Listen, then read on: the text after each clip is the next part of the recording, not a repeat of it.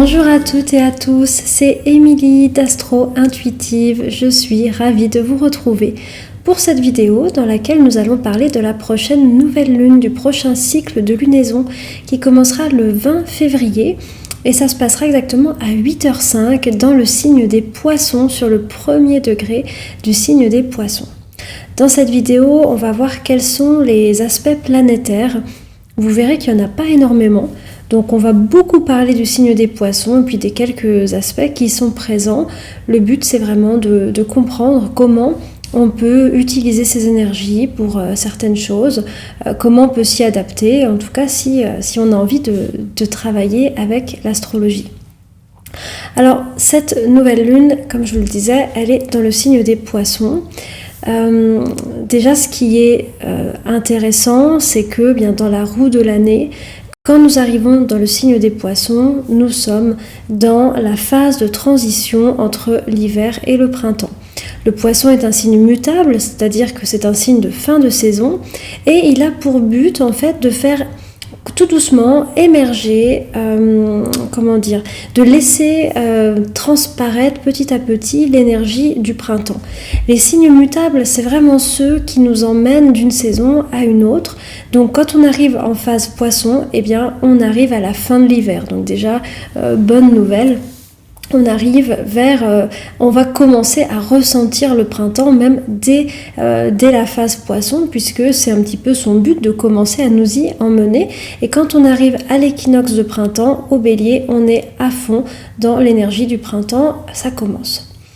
Alors, dans la roue de l'année, ça je vous l'ai déjà dit si vous me suivez depuis un moment, il s'avère que le nouvel an n'a pas toujours été célébré le 1er janvier. Avant c'était le 1er avril, il en subsiste les Poissons d'avril. Et ça signifie que le Poisson dans la roue zodiacale, il est vraiment en dernier. C'est la dernière étape d'une année zodiacale. Qui dit dernière étape dit il est temps de mettre notre maison en ordre. Imaginez, vous êtes à la fin d'un long voyage, vous allez bientôt en commencer un nouveau. Eh bien, il est temps quelque part de ranger ses affaires, il est temps de classer certains dossiers, il est temps de nettoyer, de faire de l'ordre, etc. Et c'est de ça dont nous parle la phase Poisson.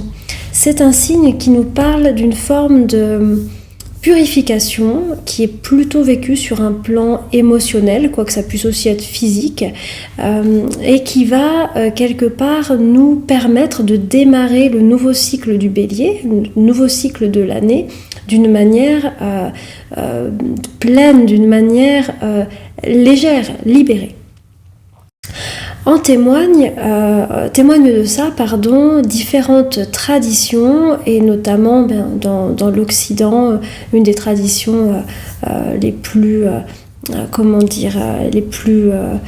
connues, même si maintenant on n'en parle plus trop, mais c'est le temps du carême. Le temps du carême donc intervient avant Pâques et en fait ce qui est intéressant c'est que donc le temps du carême intervient toujours dans la période du signe des Poissons. Ça représente dans la religion catholique le passage de Jésus dans le désert et donc un appel à la sobriété, non seulement la sobriété physique, donc au fait peut-être de manger moins, de consommer moins, mais également je dirais un appel à l'introspection, un appel au retrait et à une intensification de la vie spirituelle. Alors ce qui est très intéressant c'est que toutes ces thématiques qu'on retrouve dans cette fête ou dans cette période de l'année plutôt, eh bien c'est quelque part, c'est tout à fait lié à la symbolique du signe des Poissons. C'est-à-dire c'est un temps de retrait, c'est un temps de purification, c'est un temps aussi dans l'énergie Poisson qui a pour but d'amplifier notre vie spirituelle et qui nous demande quelque part de nous connecter avec quelque chose d'un petit peu plus invisible, d'un petit peu plus transcendant que seulement la matière. Voilà, donc on peut vraiment se servir de cette période des Poissons pour faire ce travail de propreté, de purification. Ça peut vraiment être tout à fait physique, ça peut être avoir envie de faire une petite détox au niveau physique, ça peut être le fait de ranger sa maison, de nettoyer à fond, mais ça peut être à un niveau aussi plus émotionnel, le fait de classer certaines choses, de pardonner, de tourner la page.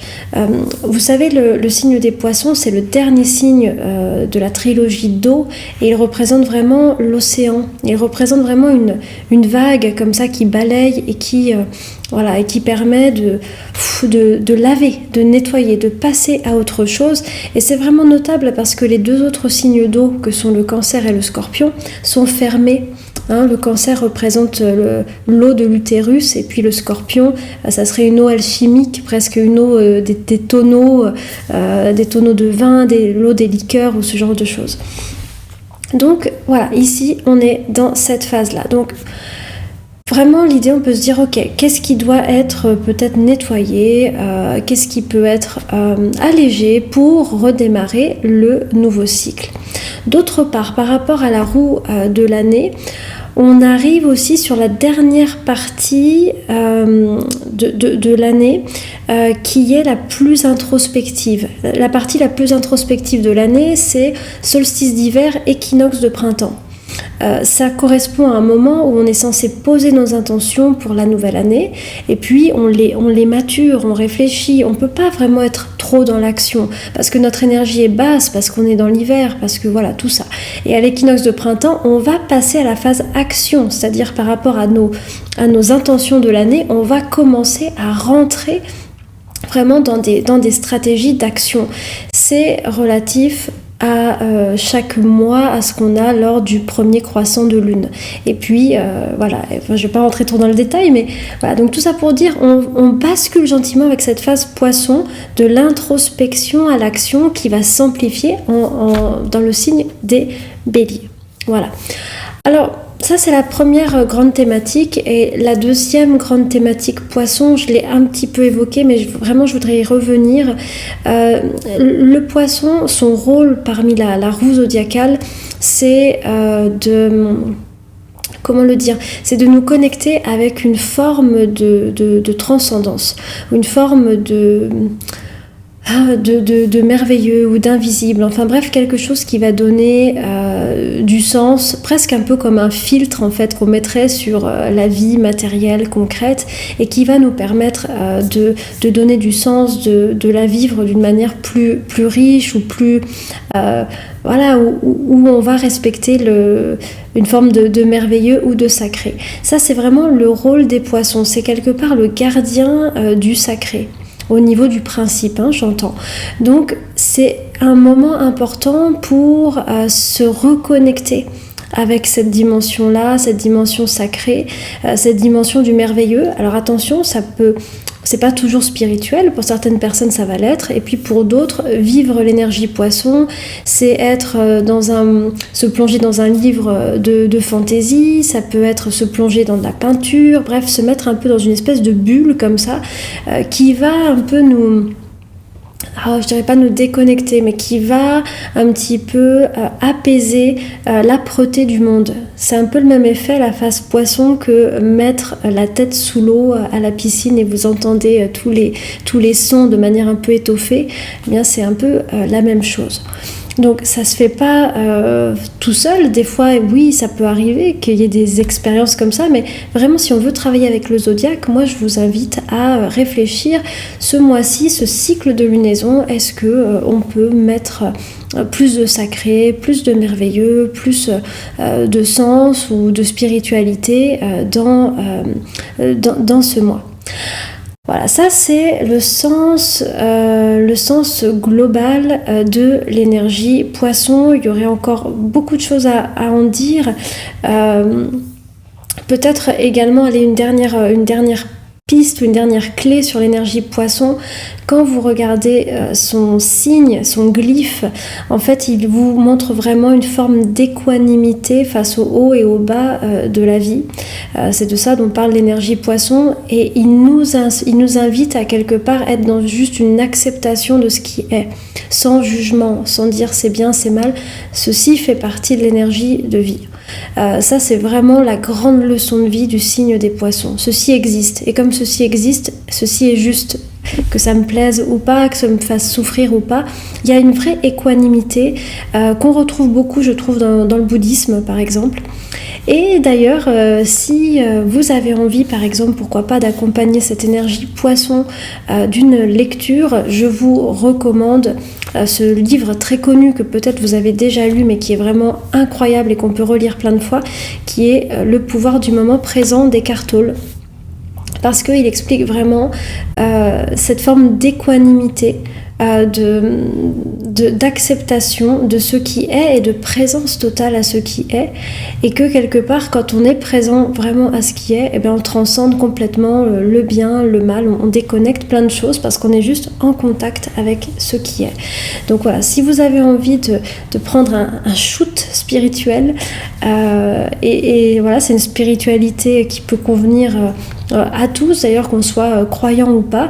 Le livre d'Eckhart Tolle, il est vraiment très très bien. Alors maintenant, je voulais parler du fait que Saturne, qu'il y a un aspect particulier à cette nouvelle lune qui, je pense, va pas mal la colorer, qui est que cette nouvelle lune en Poisson est en conjonction à la planète Saturne. Donc Saturne, qu'est-ce que ça veut dire ? Ça veut dire déjà que Saturne s'apprête à rentrer en Poisson. On va bientôt changer, au mois de mars, on va bientôt changer de registre, puisque Saturne quittera le Verseau pour aller en Poisson.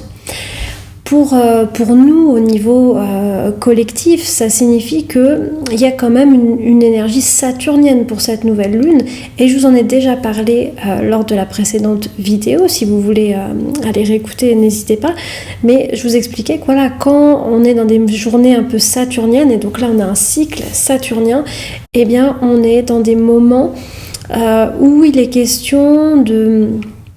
Bon, il y a deux grandes thématiques avec Saturne, mais on est dans des questions sûrement de discipline, de dépasser notre impulsion naturelle ou notre envie naturelle pour faire un effort en vue de quelque chose qui nous semble positif, qui nous semble favorable. Donc c'est vraiment un cycle de lunaison où il peut être bon, pourquoi pas, de se poser une forme de discipline. On sait que il y a un peu la notion d'effort qui est là. Ça, c'est la première grande thématique avec Saturne. Donc, c'est pas toujours, c'est pas hyper élevé, c'est pas hyper, élevé, je m'entends. C'est pas toujours très très joyeux. Par contre, c'est souvent très constructif avec Saturne. Et puis, l'autre sens de Saturne, c'est vraiment et là, je pense qu'il rejoint plus le signe des Poissons. C'est ce qu'on a un peu évoqué tout à l'heure avec l'image de Jésus dans le désert, c'est le côté plus de solitude, de retrait, de repli, de pause et d'intériorisation. Donc ça peut aussi être vraiment une bonne lunaison pour réfléchir, pour prendre du temps pour soi, du temps pour soi, mais du temps pour plutôt ne rien faire, pas du temps pour faire plein de choses, vraiment du temps de réflexion. Voilà, c'est les deux grandes thématiques. Mais quoi qu'il en soit, qui dit Saturne dit en règle générale effort et construction. Et voilà, moi j'aime bien me mettre des petits challenges, mais en règle générale ça se fait tout seul, c'est-à-dire que je vais faire des choses un petit peu pénibles qui vont me coûter pendant les journées un peu saturniennes, parce que de toute manière ça va très très bien avec ça se fait tout seul, je fais pas forcément exprès, mais c'est vibratoire, les choses un petit peu dures à faire souvent s'orchestrent bien sous des aspects Soleil-Saturne. Donc voilà, ça peut être on peut utiliser en tout cas, ce que je veux dire, c'est que plus on a conscience qu'on est dans une énergie saturnienne et qu'il nous faut fournir des efforts, mieux ça se passe, parce que des fois avec Saturne, c'est plutôt, on trouve tout lourd, on n'a pas envie de relever ces fameux efforts, et du coup on est un petit peu plombé, et ça c'est un peu le côté sombre de l'énergie saturnienne. Voilà. Alors après, pour le reste de cette lunaison, je dois reconnaître qu'il y a peu d'aspects. Il n'y a pas grand chose C'est pas qu'il n'y a pas grand chose à dire, mais ce sont des aspects somme toute assez rapides. On note, alors voilà, on note que Vénus, donc je ne sais pas si vous vous souvenez, mais la dernière fois je vous parlais de la conjonction de Vénus à Neptune qui a amené voilà, une forme de douceur, une forme de recherche de fusion, de connexion dans les relations, qui peut aussi être très inspirante sur le plan artistique, sur le plan esthétique. Il y a une forme de raffinement avec Vénus-Neptune, donc ça c'est encore un petit peu l'ambiance qu'on va avoir pour cette nouvelle lune, donc ça c'est plutôt très très chouette, sachant en plus que Neptune c'est le maître des poissons, donc cette conjonction Vénus-Neptune, elle est quand même, bien qu'elle est en train de se desserrer, elle colore encore ce cycle-là. Donc si vraiment vous voulez aussi un petit peu aller explorer tout ce qui est de l'ordre de l'esthétisme, de l'art, etc., vraiment c'est grand feu vert là. Et puis, donc Vénus est en train de quitter Neptune et elle va rejoindre Jupiter dans le signe du Bélier. Vénus-Jupiter, ça c'est une énergie qui justement va un petit peu compenser, je pense, le côté un peu âpre de Saturne. Vénus-Jupiter, c'est vraiment, en règle générale, c'est plutôt des bonnes nouvelles ou une fluidité dans les relations, des choses qui nous réjouissent ou des choses qui nous font plaisir. D'ailleurs, Vénus et Jupiter ce sont les deux bénéfiques planétaires en astrologie traditionnelle, et ils aiment tous les deux le plaisir, et ils ont une forme de gourmandise, et comme c'est une conjonction, voilà, c'est très positif, mais on peut aussi aller trop loin avec des aspects Vénus-Jupiter où on peut être démesurément gourmand ou en recherche de plaisir. Et c'est vrai que Saturne, qui gouverne quand même la lunaison, va un peu nous cadrer. Mais voilà, on voit quand même que il est bon justement de rechercher ces expériences qui nous font plaisir, qui nous font du bien. Ça me fait penser, Vénus-Jupiter me fait penser aussi à ce livre que peut-être vous connaissez, qui est très connu, qui s'appelle Les 3 kiffs par jour, où l'idée c'est de dire tous les soirs à ses proches quels sont nos kiffs. Ce qui est intéressant là-dedans, c'est bien sûr c'est le fait de l'échanger, ça fait parler en famille ou avec les proches, mais surtout, c'est le fait d'être à l'écoute de ces petits kiffs et de pouvoir les ressentir. Voilà, ça fait aussi partie un peu de l'ambiance qu'on peut avoir sous Vénus-Jupiter. C'est pas forcément des choses énormes, mais ça peut être comme justement au milieu d'une journée de travail un peu chargée, prendre le temps d'aller recevoir l'énergie du soleil, boire un thé en conscience ou ce genre de choses. Voilà. Donc voilà, un aspect qui va venir adoucir. Et puis, d'autre part, Vénus qui est sur le 29e degré des poissons, basculera le lendemain de la nouvelle lune en bélier. Donc elle redémarre aussi quelque part un nouveau cycle zodiacal, et là on est sur quelque chose de très franc, de très spontané dans les échanges et dans les relations, de très vivant. On le sentira beaucoup plus dans l'énergie lors de l'équinoxe de printemps, quand le soleil passera en bélier, mais le bélier il amène vraiment ce côté d'être vivant, d'être en vie, c'est frais, c'est waouh, ça respire, ça fait du bien. Voilà, donc c'est peut-être aussi quelque chose qu'on pourrait avoir dans nos relations. La conjonction Vénus-Jupiter en bélier dit il ne faut pas avoir peur d'être vrai, il ne faut pas avoir peur d'être spontané, et puis il ne faut pas avoir peur de prendre l'initiative aussi, si on veut partager quelque chose, de le proposer. Ça peut aussi être des pistes d'interprétation pour cette Vénus-Jupiter en bélier. Enfin, je finirai là-dessus, nous avons aussi pour cette lunaison un trigone, donc un aspect harmonieux entre deux planètes, donc entre Mercure dans le signe du Verseau et puis Mars en Gémeaux. Alors Mercure-Mars, c'est un duo qui fonctionne bien. Mercure représente les idées, les inspirations et Mars représente l'action. Donc ici, on a un duo très dynamique où Mercure en Verseau capte plein d'idées. Ça peut être vraiment excellent aussi pour être inspiré, pour avoir des idées originales sur certains problèmes, pourquoi pas. Et ensuite, c'est comme si Mercure passe commande à Mars et Mars, boum, Mars met en pratique. Donc, en règle générale, ce type d'aspect crée une fluidité dans l'énergie parce qu'on pense à quelque chose, on le fait. Et en plus, on a un Mars en Gémeaux qui est assez polyvalent, qui est capable de faire plein de choses. Donc voilà, ça peut représenter, en tout cas dans l'énergie, une forme de fluidité, une capacité à avoir des bonnes idées et à les mettre en pratique de manière assez fluide en tout cas. Voilà.